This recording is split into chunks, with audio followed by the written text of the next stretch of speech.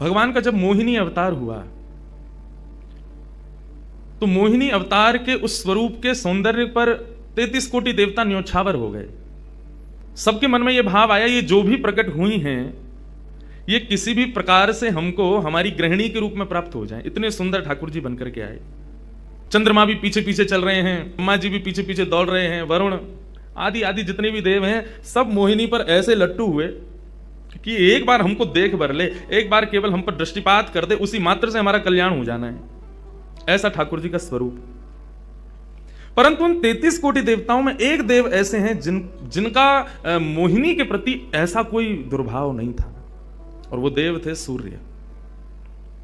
सूर्य ने जब मोहिनी के सौंदर्य को देखा तो उनके मन में भाव आया, इतनी सुंदर, इतनी सुकुमारी, इतनी कोमल, इतनी मधुर, सबको तो लगे हमारी पत्नी बने, लेकिन सूर्य को लगे मेरी बेटी बन जाए, मुझे पुत्री रूप में प्राप्त हो जाए।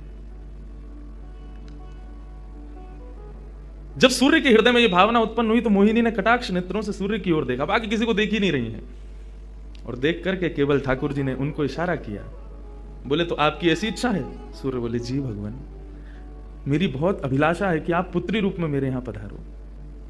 ठाकुर जी बोले इतना साधारण नहीं है हमको प्राप्त करना, पुत्र रूप में प्राप्त करना फिर भी साधारण होगा, लेकिन पुत्री भाव में ये तो असाधारण है, इसके लिए आपको तप करना पड़ेगा। सूर्य बोले मैं आज से ही तप करूंगा, लेकिन आप वचन दो मेरे यहां पधारोगे और इसी रूप में पधारोगे। मोहिनी ने कहा यदि मैं तुम्हारे भजन से प्रसन्न हुई, यदि तुम्हारी भक्ति में, तुम्हारे प्रेम में प्रबलता हुई, मोहिनी 33 कोटि देवताओं को मोहित करती है, लेकिन तुम्हारे भजन के प्रभाव से मैं जब तुम्हारे यहां अवतरित होंगी तो मोहिनी को भी मोहित करने वाला रूप धारण करके आऊंगी। मोहिनी जिसने तीनों लोकों को अपने रूप पर न्योछावर कर दिया, वो मोहिनी भी जिस रूप को देख करके मोहित हो जाए, वो रूप आएगा आपके यहां पर। वही सूर्य वृषभानु जी के रूप में प्रकट हुए हैं। और जब वृषभानु जी के रूप में प्रकट हुए, उससे पहले एक राजा के रूप में भी आए थे, तब भी इन्होंने तपस्या की थी, लेकिन ठाकुर जी नहीं पधारे। जब वृषभानु के रूप में प्रकट हुए तो इन्होंने ठाकुर जी का यजन करना बंद कर दिया, ब्रह्मा जी का यजन प्रारंभ किया। ब्रह्मा जी से प्रार्थना की, ब्रह्मा जी प्रकट हुए, बोले क्या वरदान चाहिए? बोले वरदान आपसे नहीं चाहिए, वरदान हमको किसी ने कहा था कि वे हमारे यहाँ पुत्री रूप धारण करके आएंगे, मुझे लग रहा है वो कहीं भूल नहीं गए हो, इसलिए ब्रह्मा जी आप बहुत करीब हो ठाकुर जी के, आप उनको जाकर के संकेत करो कि कोई आश में बैठा उनकी में।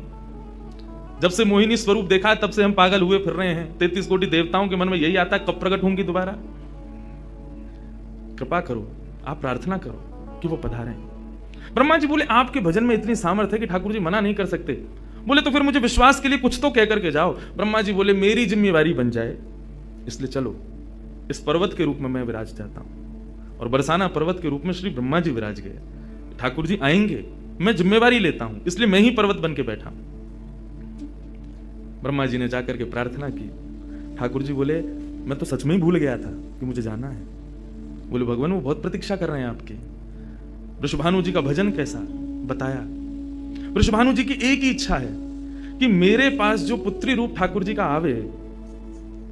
ठाकुर जी मोहिनी बनकर के आए तो 33 कोटि देवताओं के हृदय में ठाकुर जी के प्रति वात्सल्य भाव प्रकट नहीं हुआ, प्रेम भाव प्रकट नहीं हुआ, कुछ और ही भाव था उन देवताओं का। वृषभानु जी कह रहे हैं कि मैं ऐसी पुत्री पाना चाहता हूं जिसको देख करके काम नष्ट हो जाए, काम का भी मर्दन हो जाए, सामने वाले के हृदय में एक दिव्य प्रेम प्रकट हो, निष्काम प्रेम, अनकंडीशनल लव किसे कहते हैं, इसका प्रसाद पूरी दुनिया को देने वाली ऐसी पुत्री मेरे घर पधारे।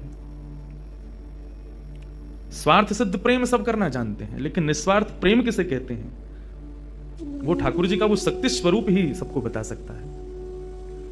ब्रह्मा जी की प्रार्थना हुई ठाकुर जी से।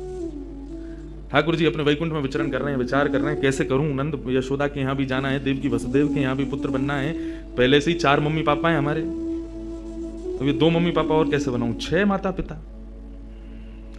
तब ठाकुर जी विचरण कर रहे थे, तभी एक खंभ में मणि, उस मणि में ठाकुर जी ने अपना प्रतिबिंब देखा।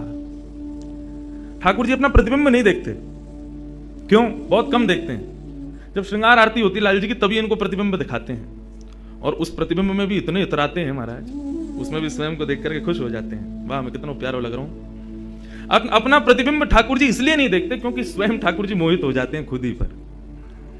जैसे ही ठाकुर जी ने स्वयं का प्रतिबिंब देखा, प्रतिबिंब देख के आगे बढ़े, लेकिन ठाकुर जी मन में विचार करने लगे मुझे सबके स्वभाव प्रिय हैं, लेकिन अपना यदि देखूं तो अपना प्रतिबिंब बहुत प्रिय है। जब स्वयं को देखता हूं प्रतिबिंब में तो ऐसा लगता है कि मानो जो सबको मोहित कर रहा है वो स्वयं को जब देखे तो खुद भी मोहित हो रहा है, क्योंकि प्रतिबिंब कभी झूठ नहीं बोलता। प्रतिबिंब का ये स्वभाव है, आप जैसे हो वैसा आपको दिखाता है। ठाकुर जी ने जब प्रतिबिंब देखा, अपने उस प्रतिबिंब स्वरूप को ठाकुर जी ने स्थिर कर दिया, और स्थिर करके अब तो ठाकुर जी लाए महाराज लक्ष्मी जी की पूरी पेटिका लेकर के आए श्रृंगार की, और अपने प्रतिबिंब स्वरूप को ही उन्होंने श्रृंगार करना प्रारंभ किया। किशोरी जी के श्रृंगार का इतना भाव बताते हैं, किशोरी जी की नथ बेसर ऐसी, किशोरी जी के कान के कुंडल ऐसे, किशोरी जी के पांव की महावर ऐसी, क्यों ना हो, क्योंकि श्याम सुंदर ने श्रृंगार किया है। किशोरी जी का जो स्वरूप है वो ठाकुर जी ने उसका श्रृंगार किया है।